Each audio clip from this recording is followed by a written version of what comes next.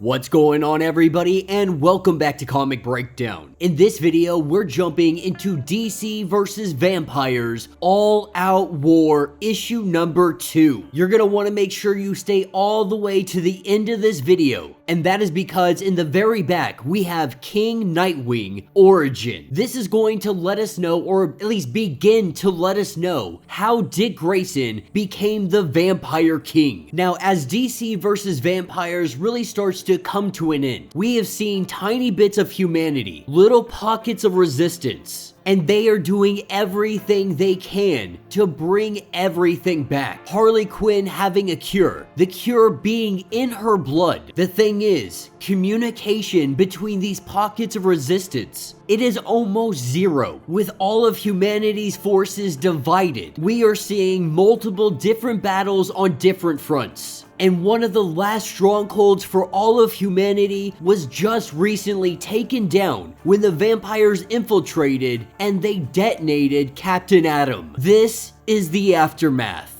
So make sure you guys have subscribed to the channel, you have liked this video, and with that being said, let's dive into this breakdown. Alright gang, so as we dive into issue number 2, John Constantine, he doesn't have an exact body count, but they do know that they lost hundreds. Anybody that had been nearby Captain Atom, they were vaporized instantly. And if it had not been for Booster Gold, John Constantine, he might not be here to let us know what is going on, to lead this pocket of what remains to some kind of safe haven. When they had made their way to the surface, it was a feeding frenzy for the vampires, taking full opportunity as all of these humans make a run for it. And so John Constantine, he split up what remains, while Deathstroke, he very much opposed this idea, believing that there are strength in numbers. But at this point in time, they really don't even know if there are other humans out there, if there are other pockets of resistance. Now, we'll discuss more of this at the end of the comic, but John Constantine, he does know of one place they can go. That is the League of Assassins. Having a training compound down in Chicago sewers, John Constantine has come to Talia al Ghul. He has come to ask for safe haven, at least for a little bit of time until they can do their next mission, until they can regroup and figure out really what comes next for them. Having his merry band of individuals with him, from Mary Marvel to Jean-Paul to Booster Gold, even having Jimmy Olsen. And of course, you can't miss him in the back, you got Bane.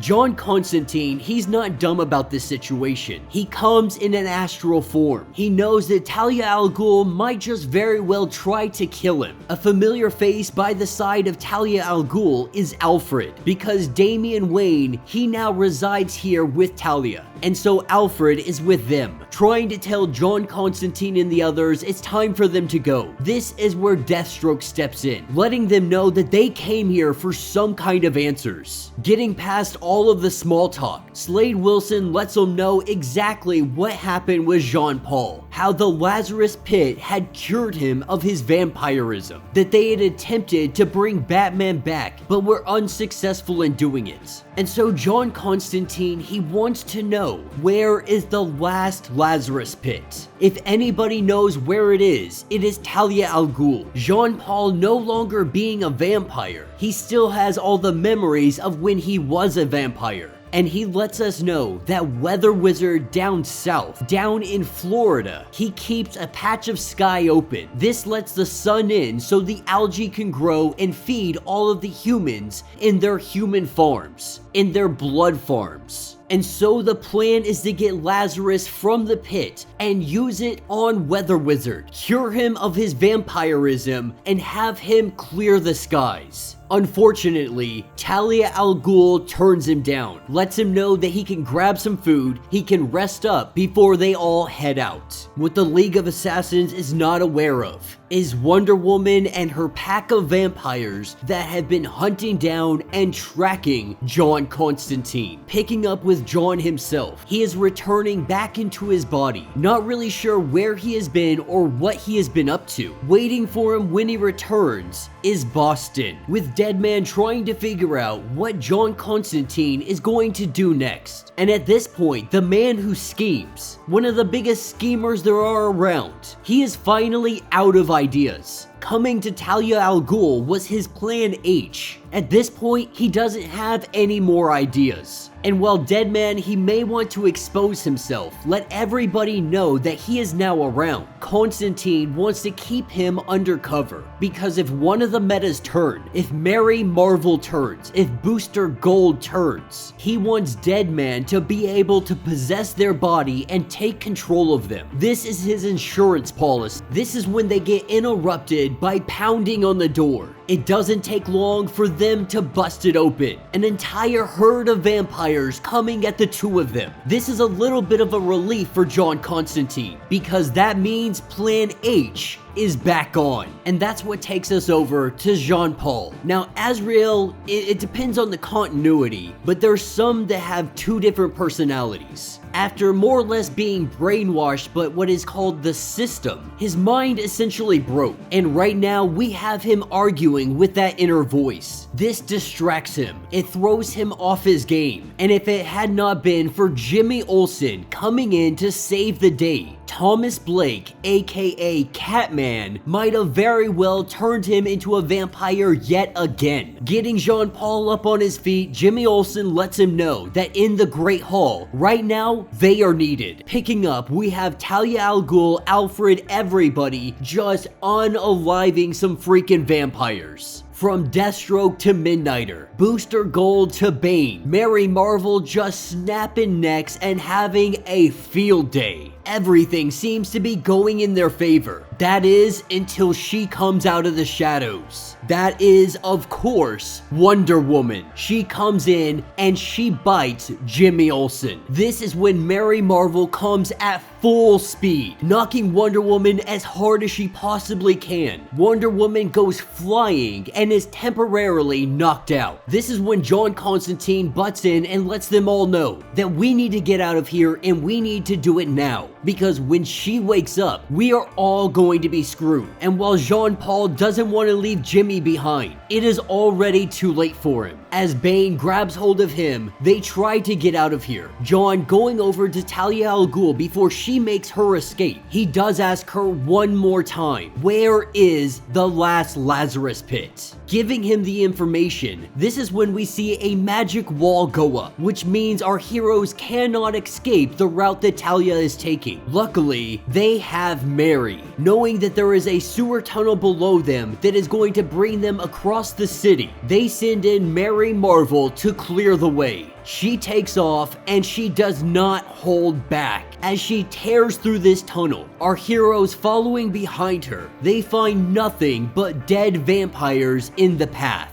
Seeing how truly terrifying her power is, and how dangerous it would be for her to fall into the vampire's hands, thinking that they might have actually gotten away. This is when Wonder Woman's lasso comes into play. As she grabs hold of Booster Gold, he puts his shield up around him. This protects him momentarily. As Wonder Woman tries to punch her way through this shield, we start to see it crack. This is where John steps in, letting Deathstroke know to get the others out of here, that the last Lazarus pit is underneath Central City, underneath the Flash Museum. John Constantine going in on Wonder Woman, getting Booster Gold out of here. He knows that he probably won't make it out of this fight, but he wants to give them the opportunity to make it to Central City, find that Lazarus pit, and save the world. As he tries to use magic to bind up Wonder Woman, she easily breaks free of it and grabs him by the throat. This is when he comes out of his body, hollering for Boston, telling him it is time to pull the ripcord. What he wants him to do is possess Booster Gold, use his powers, and bring down this sewer. This may kill John Constantine, but it is a sacrifice he is willing to make. detonating everything underneath here. This may not kill Wonder Woman, it will simply slow her down so the others can escape. With the explosion going off, we believe that John Constantine might just die here. That is, until we see Dr. Fate. Now, we didn't really know what happened to Dr. Fate. The last we saw of him, he had been hanging out with the Spectre, Phantom Stranger, and I believe a few other individuals. They were trying to find a way to cure vampirism, but they had been attacked. It appears that they did not fall in that battle. At least Dr. Fate did not fall, letting John Constantine know that Fate has much bigger plans for him. Deathstroke is now leading the team. As they all wonder what we do now, he lets them know that it is time to complete the mission. That is what takes us down to Florida. In the small patch of sunlight that is exposed, we have Billy having a sort of premonition, getting a vision, letting Baron Cinder know that they are coming. They are coming to take back the light. Knowing this information, they are preparing for the arrival. And that's what's going to jump us into the Nightwing origin, how Dick Grayson became the Vampire King. And it starts us out before any of this happened. Dick Grayson waking up with Haley, aka the Pup. He gets a phone call from Mayor Zuko, Melinda Zuko, and also Dick Grayson's sister. And right now she has a meeting with some vampires. Very nervous about this situation, not really knowing how to handle it. She would like to have a more or less superhero bodyguard by her side. Lately, there has been rising crime rates between vampire factions inside of Bloodhaven. She is here to act as a mediator. And so, making their way to this location, they are greeted by Tig, a newly turned vampire.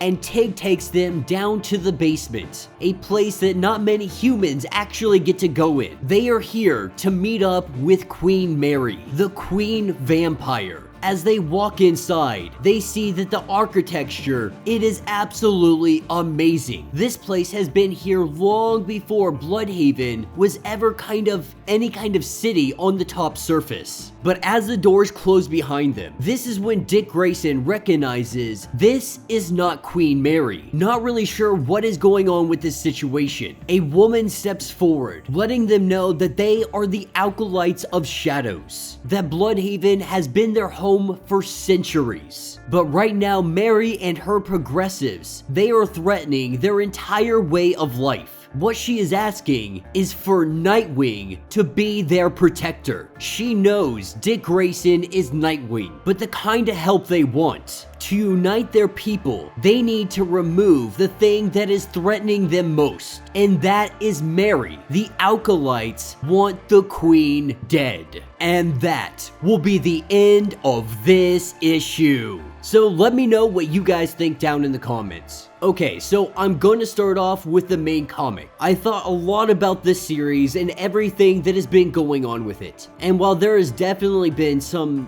heavy plot armor to move all of this forward, we have seen that there are so many factions of humanity that are left that don't have communication with one another. Now, if John Constantine can use his astral form and go wherever he would like, we have to assume that he has some kind of other scheming going on that they haven't showed us yet, that he has to be in communication with other factions, with other pockets of resistance, because that really seems to be the biggest problem for humanity right now. They are all conquered and divided, not being able to communicate with one another properly and quickly. This makes them very ineffective, all of them going for different objectives. And at the end of the day, it is only cutting their numbers down, and none of them have been succeeding. It is nice to see that Dr. Fate hadn't been taken out. Now, the question does come into play when you have individuals like Spectre, like Phantom Stranger, like Dr. Fate. How could the vampires possibly keep the clouds up? Weather Wizard may be powerful, but in no way, shape, or form is he powerful enough to outpower the three of them individually, let alone with their powers together. And so my biggest question is, how can these three absolute heavy hitters not actually be able to part the clouds? I really hope that they let us know why. to let us know that there has to be maybe some magical spell that they just can't break. Some kind of power that is just so far beyond them that breaks in the clouds only happen when they allow it to. Because for me, that's the only thing that would make any kind of logical sense. I'm hoping with this all-out war miniseries that we're really gonna get some in-depth explanation onto what is going on to help us really believe that this story is even plausible. Because so far, it really has just been all over the place. They've been using characters very poorly, and it's just been a mess. I am excited for the Nightwing origin. This is just setting us up, letting us know exactly how Nightwing got into predicament to even be involved with any of these vampires. This is the story I think we have all been waiting for, and I am highly disappointed that it's only like 6 pages in the back of this issue. Now, I haven't looked at solicitation, so I don't know what is yet to come, but I don't believe that they have like a Nightwing origin complete issue that they plan on putting out. Honestly, you would just need a one-shot of maybe 30 pages